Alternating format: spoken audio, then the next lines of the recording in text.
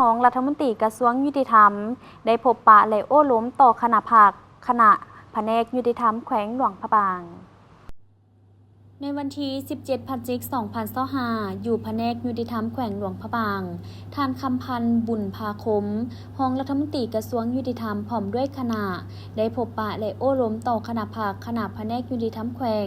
กองปฏิบัติคำตัดสินของศาลประจำแขวงหลวงพระบางและพนักงานราชการของแผนกยุติธรรมและกองปฏิบัติคำตัดสินของศาลประจำแขวงหลวงพระบางในโอกาสเดียวกันท่านแสงเพชรแก้วพรหมาหัวหน้าแผนกยุติธรรมแขวงหลวงพระบางได้รายงานผลของการจัดตั้งปฏิบัติหน้าที่เวียกงานของแขนงยุติธรรมหอบด้านเป็นต้นแมนได้ศึกษาอบรมการเมืองแนวคิดให้กับพนักงานราชการให้มีแนวคิดอุ่นเอียงทุนเทียงเสื่อมั่นต่อการนำพาของคณ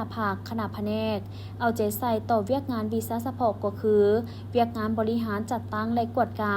เวียกงานกฎหมายและโฆษณาเผยแพร่กฎหมายเวียกงานส่งเสริมยุติธรรมเวียกงานทะเบียนศาลและเวียกงานแก้ไขข้อขัดแย้งทางด้านเศรษฐกิจและสภาพการจัดตั้งปฏิบัติหน้าที่เวียกงานของกองปฏิบัติคำตัดสินของศาลโดยได้ยกให้เห็นข้อสะดวกและข้อยุ่งยากในแต่ละด้านของเวียกงานปฏิบัติคำตัดสินของศาลให้ท่านรองรัฐมนตรีกระทรวงยุติธรรมพร้อมด้วยคณะได้รับทราบเพื่อเป็นการขอทิศน้ำจากคณะนำของกระทรวงยุติธรรมในการจัดตั้งปฏิบัติหน้าที่เวียกงานและทิศทางแผนการในต่อหน้า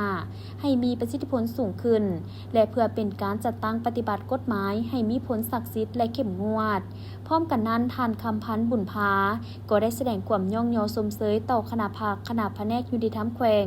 กองปฏิบัติคำตัดสินของศาลประจำแขวงหลวงพระบางพร้อมด้วยพนักงานราชการของแผนกยุติธรรมและกองปฏิบัติคำตัดสินของศาลที่สามารถจัดตั้งปฏิบัติหน้าที่เวียกงานในแต่ละด้านที่การจัดตั้งมอบหมายให้มีผลสำเร็จและได้เน้นหนักให้คณะแผนกกองปฏิบัติคำตัดสินของศาลให้เอาใจใส่สืบต่อศึกษาอบรมการเมืองแนวคิดให้ไอ้น้องพนักงานราชการให้มีจรรยาบรรณจริยธรรม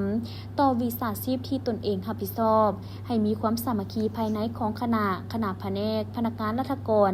ด้วยกันมีการแบ่งเวียกแบ่งความรับผิดชอบเสียงส่วนน้อยขึ้นกับเสียงส่วนหลายมีการตกลงปัญหาแบบเป็นหมู่คณะ